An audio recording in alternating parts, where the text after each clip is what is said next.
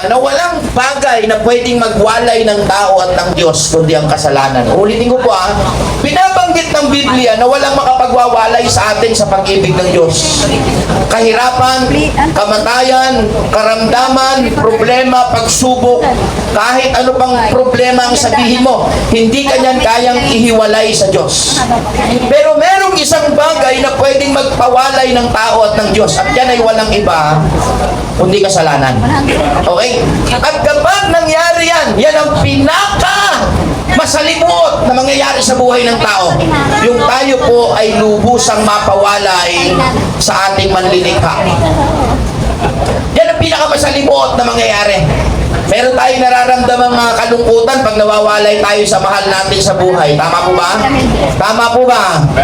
Nalulungkot tayo pag nawawalay tayo sa ating mahal sa buhay. Okay? Pero ang totoong pinakamasalimuot na kalungkutan na mararanasan ng tao, yung the moment na ikaw ay mawalay sa Diyos. At yan ang nangyari sa buhay ng maraming tao dahil ang lahat ay makasalanan. At walang sino mang karapat-dapat sa paningin ng Diyos. Kaya nga nung nakaraan, last week, ang gospel, ganito ang sinasabi. Nung nakaraang gospel, sabi ni Kristo, na parito ako upang ipangaral sa mga dukha ang mabuting balita. Sabihin nyo nga po yung salitang mabuting balita. Pagka sinabing mabuting balita o good news, pag sinabing good news, mga kapatid, hindi mo yan ma-appreciate, hindi mo yan maintindihan ng lubusan kung hindi mo alam yung bad news. Kailangan malaman mo yung bad news. And what is the bad news all about? Ang bad news, ikaw at ako, hopeless, walang pag-asa. Hindi natin kayang bigyang solusyon ng kasalanan. Hindi mo kayang ayusin ang buhay mo. Hindi ko kayang ayusin ang buhay ko. Pero eto naman ang good news. Okay? Hindi mo kaya, pero kaya ng Diyos. Amen. Yung hindi mo magagawa, magagawa ng Diyos. Amen. Yung wala ka, meron ng Diyos. Amen. At ang tanging solusyon ay walang iba kundi si Jesus. Amen. That's the good news. Okay? Kaya nga ang sabi, brother for God so loved the world that He gave His only Son.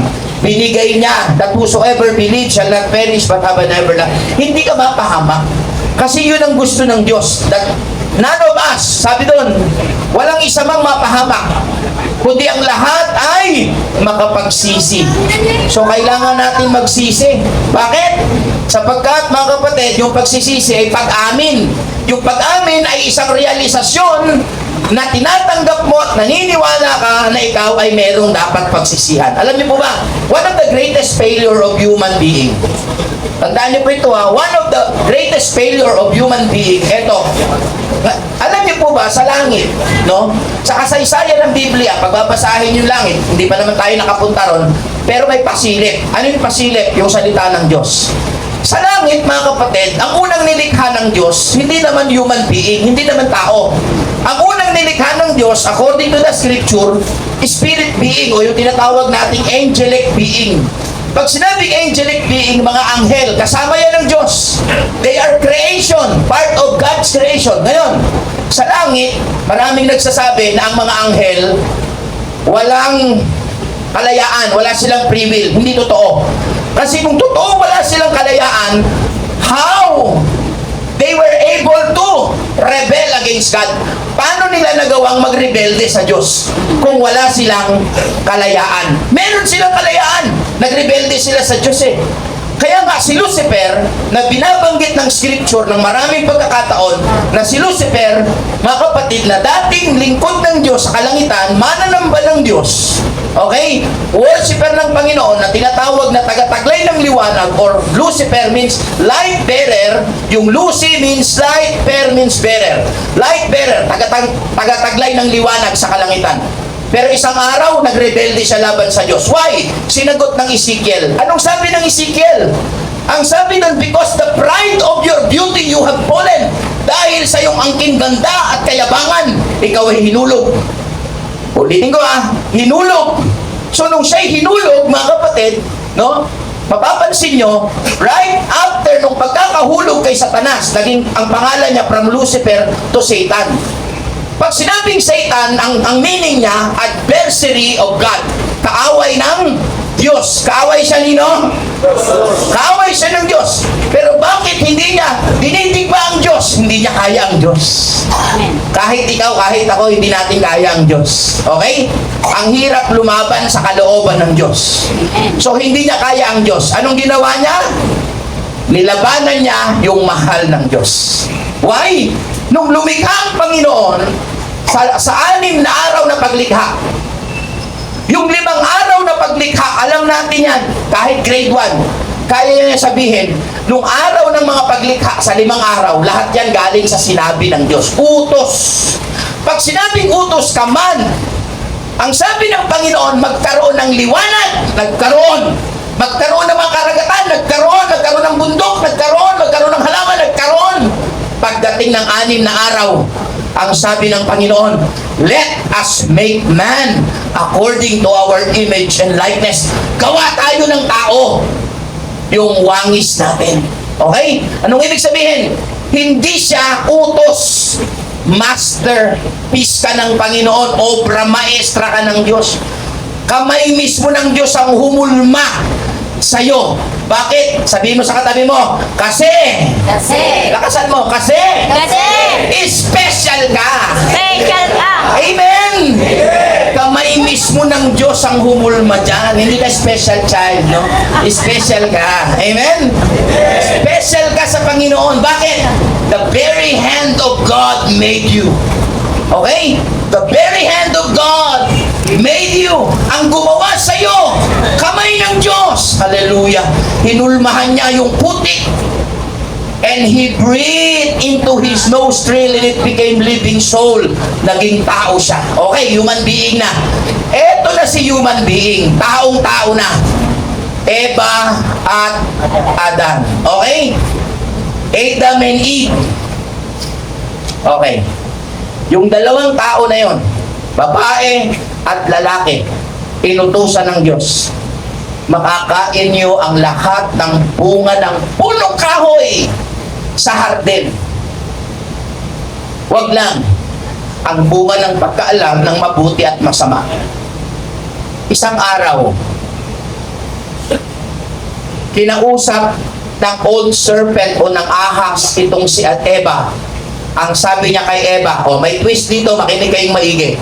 Sabi niya kay Eva, totoo ba na inutos ng Diyos, hindi nyo pwedeng kainin ang lahat ng bunga ng punong kahoy? May twist kagad, ha? Ganyan yung mga sinungaling, tsaka mga chismosa, no? Nagbabago yung kwento.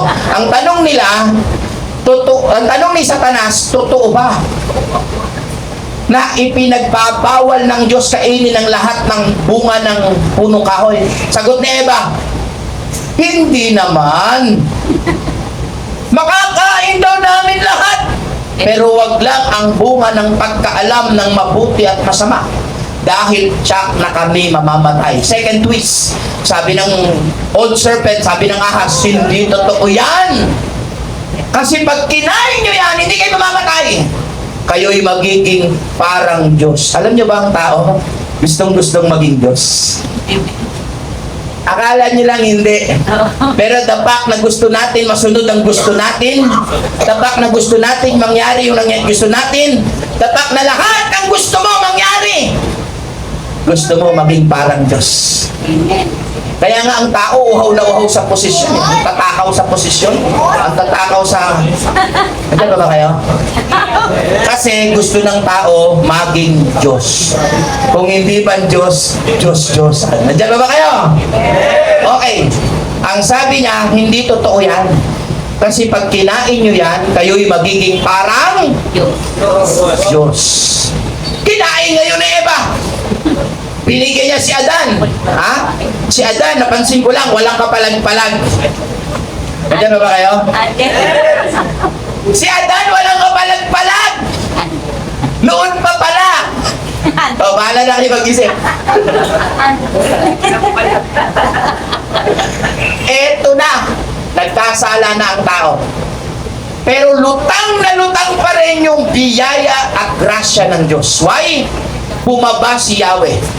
At ang sabi niya ay ganito, Adan, nasaan kayo? Anong sabi ni Adan?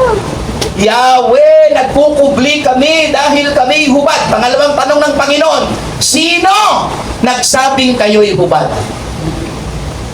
Kinain nyo ba ang bunga ng ipinagbabawal ko? Pangatlong tanong ng Panginoon. Sabi ni Adan, nagtatago po kami dahil kami hubad. Kinain nyo ba? Kasi po binigyan nyo ako ng babae. Sinisi pa si Lord. Nandiyan ba kayo? Amen.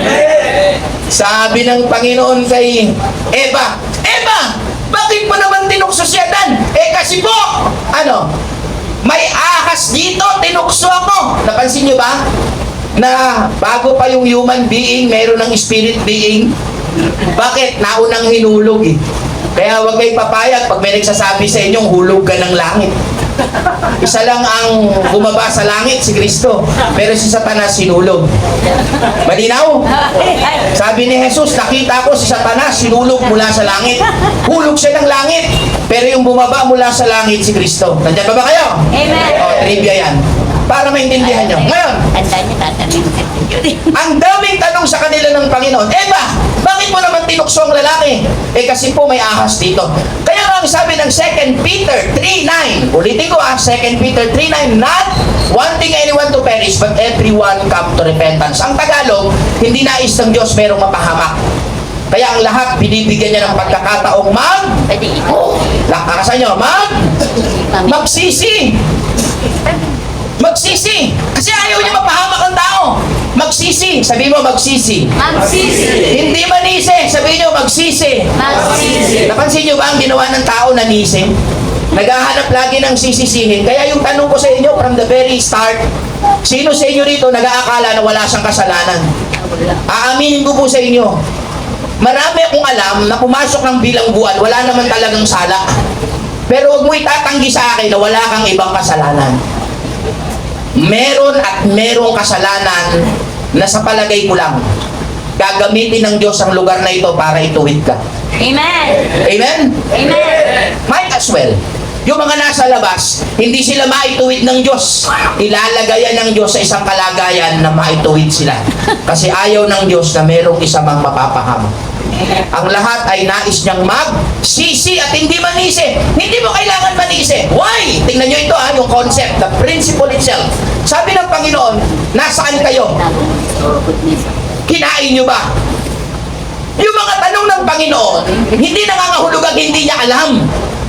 Hindi niya alam. Alam niya lahat. Walang naliligid sa kanya. Diyos siya. Pero bakit siya nagtatanong, kapatid? Kasi binibigyan niya ng pagkakataon yung tao. Nagpo-post siya ng konti dun sa kanyang desisyon. Nagpo-post siya, mamaya na ako magdidesisyon. Titingnan ko muna. Kinain nyo ba? Nagturo pa ng nagturo. From the very moment kung inamin nila, Lord, patawarin niyo po kami, nasuway namin yung utos niyo. Baka right there and there, patawarin sila ng Diyos. Pero dahil hindi sila umamin, tingnan niyo ako ng maigi sa mata, dahil hindi sila umamin, from that very moment, pinalaya sila ng Diyos sa hardin ng Eden. Narinig niyo ba yun? Amen. Pinalaya sila. Kaya ang sabi ko sa inyo, tanging kasalanan ang magwawalay ng tao at ng Diyos. Amen. Bakit napawalay si Lucifer sa Diyos? Kasalanan. Bakit napawalay ang tao sa Diyos? Kasalanan. Diyan ba kayo? Amen. Napawalay ang tao sa Diyos.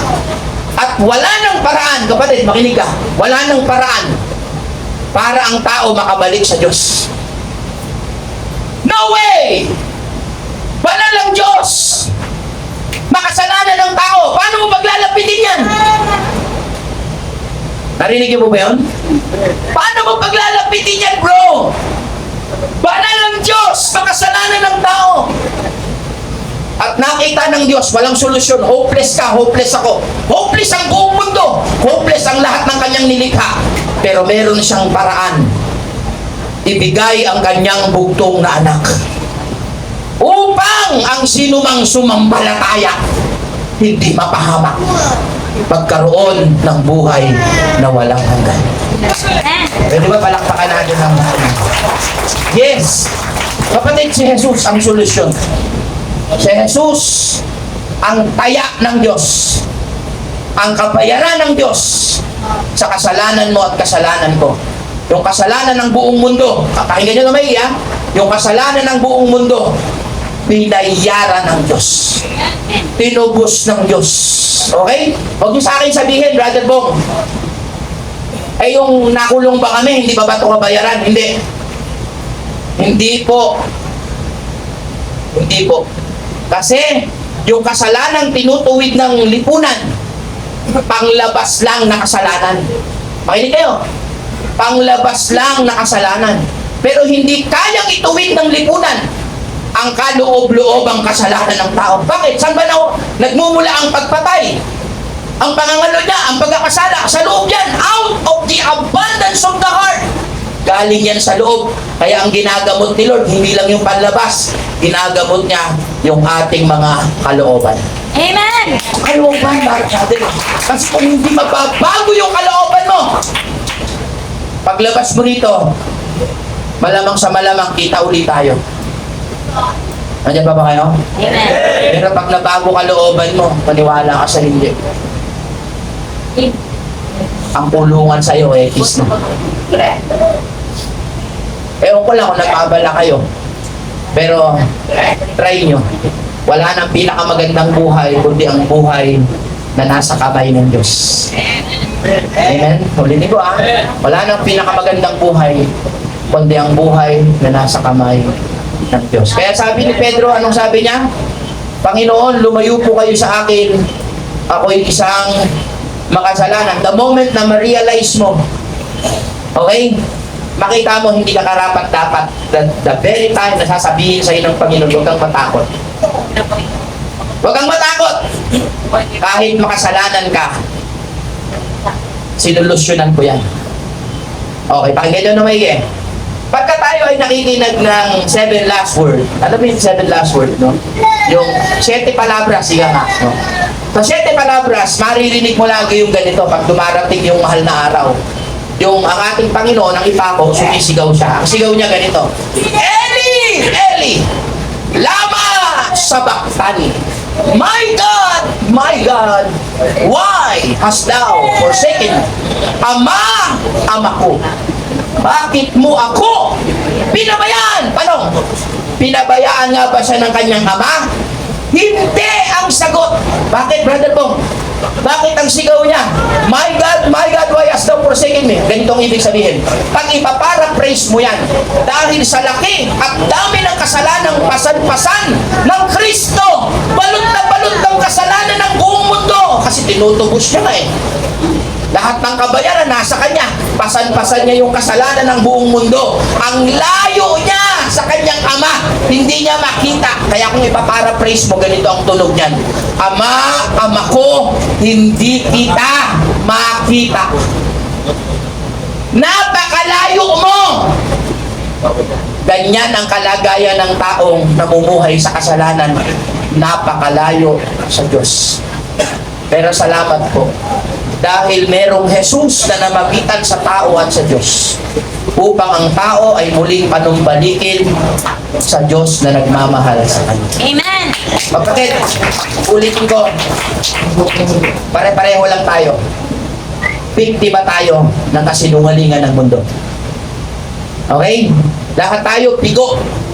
Okay? Kaya nga yung introduction ng chapter 5 ng Luke, pinagkalipon-punan siya ng napakaraming taong ibig makarinig ng salita ng Diyos. Bakit gusto nilang makarinig?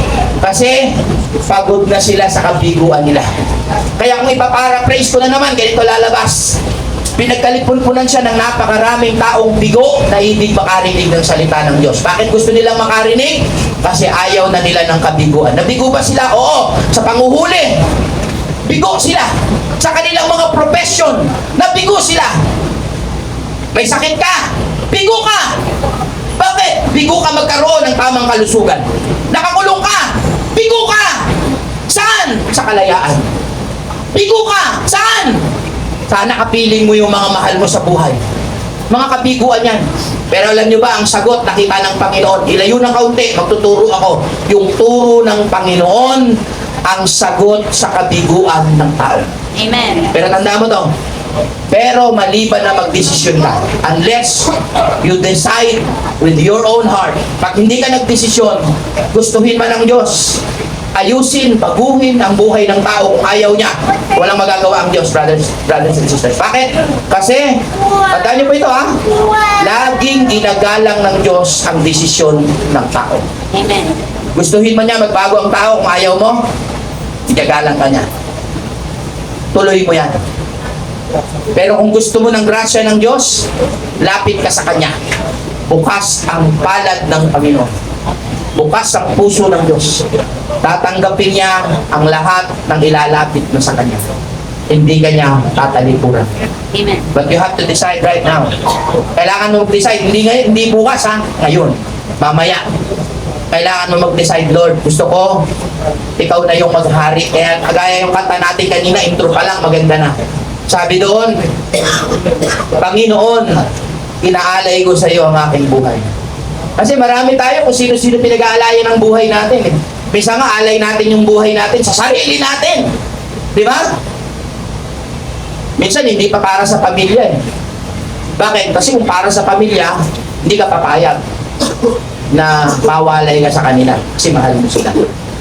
Okay? So, mag-decide ka ngayong umaga, bigyan mo ng puwang ang Panginoon, Lord, isa akong makasalanan. Inaamin ko. Binubuksan ko ang puso ko, humihingi ako ng tawad sa iyo, tinatanggap kita, manahan ka sa buhay ko mula ngayon. Ayoko na ng gulo, gusto ko na kapayapaan. Ayoko na ng kalungkutan, ayoko na ng kabiguan, kailangan kita. Ngayong umaga, pag ganyan ang desisyon mo, kapatid, sasabihin ko sa iyo, igagalang yan ng Diyos. Amen? Igagalang yan ng Diyos. Dahil kailanman, hindi pipilitin ng Diyos ang tao sumunod sa Kanya. Pero sinasabi niya ang pagsunod. Bakit? Dahil alam niya na pag sumunod ang tao sa Kanya, mapapabuti ang tao. Tayo lahat. Bow your heads and close your eyes.